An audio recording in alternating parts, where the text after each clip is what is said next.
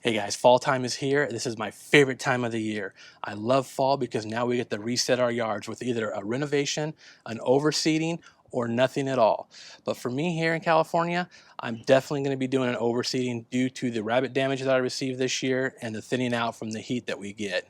I want to thank my wife first and foremost because she did an excellent job of helping me out in this video where she had to do most of the work due to a work-related injury that I've been dealing with. So I appreciate your help and thanks a lot. Let's get to the video.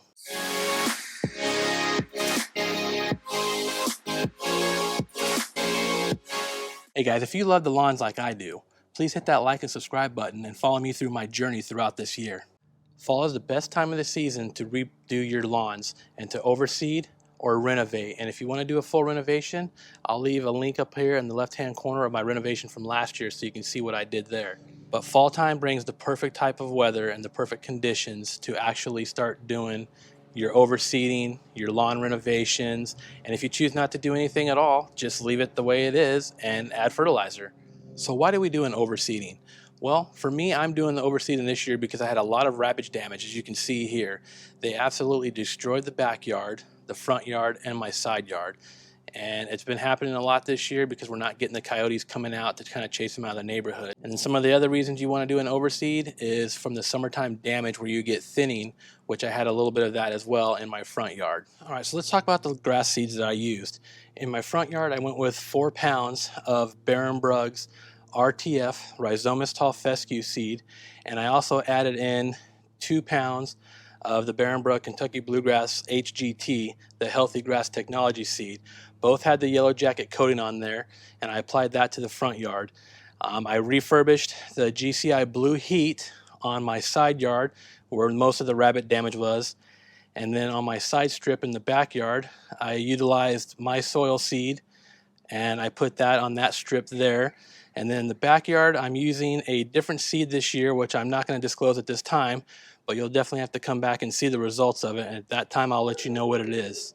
So now let's talk about how I went about doing this. The first thing I did was weeks prior to actually seeding, I started bringing my height of cut down from 4¼ inches down to 1¾ inches. Once we had the height of cut down to 1¾ inches, I took my Sun Joe dethatcher and we went through and dethatched the entire front yard, backyard, and the side yard. We did that to get the debris up and to kind of help make a nice soil contact seedbed for the grass seed itself. Once we were done with the dethatcher, we applied a 50-50 mixture of topsoil sand and added that to the front yard. And I put that in an area where we actually added a part of the lawn to. So as you can see here, my wife made several loads of the soils, dumped it out onto the lawn, and then she spread it out with a rake and then used a broom to kind of level it out.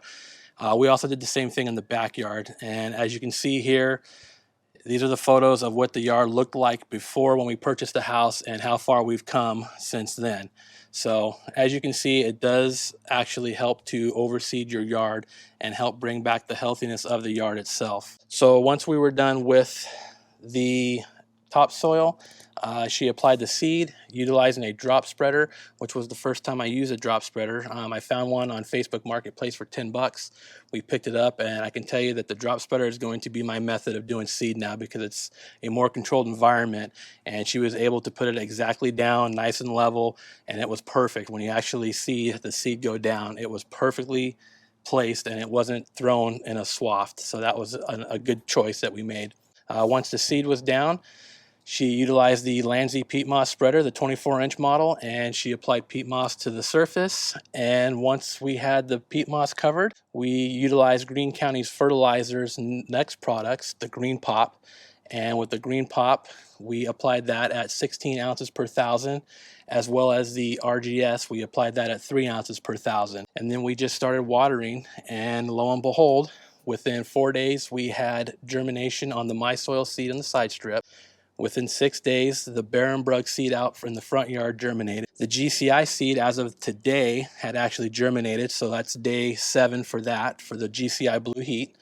And the seed in the backyard that I'm keeping disclosed at this time, it germinated within 5 days. So everything's germinated and looking good.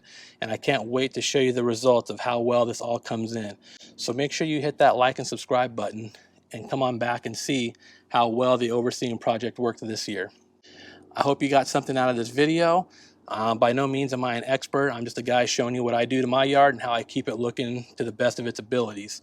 All the products that I use are linked down below, so you can see where I get my products from. By all means, you can use regular fertilizers. There's a lot of methods out there to do it, but I'm just showing you the method that I use. Welcome to fall. Keep your lawnmower blades sharp, mow often, and keep your lawns in order. I'll catch you in the next one.